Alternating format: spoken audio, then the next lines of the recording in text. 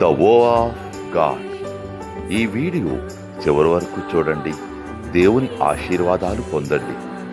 దేవుని నామములో మీకు నా హృదయపూర్వక వందనములు. మిమ్మల్ని మీ కుటుంబమును దేవుడు బహుగా ఆశీర్వదించునుగాక. ఈరోజు మీ రాకపోకలి యందు మీరు చేసే ప్రతి పనిలోనూ దేవుడు మీకు తోడుగా ఉండునుగాక. మీరు ఊహించిన అద్భుతాలు, ఆశ్చర్యకార్యాలు ఈరోజు మీ దేవుడు మీ జీవితంలో చేయునుగాక. ఈరోజు నీ దేవుడు నీతో మాట్లాడే మాట,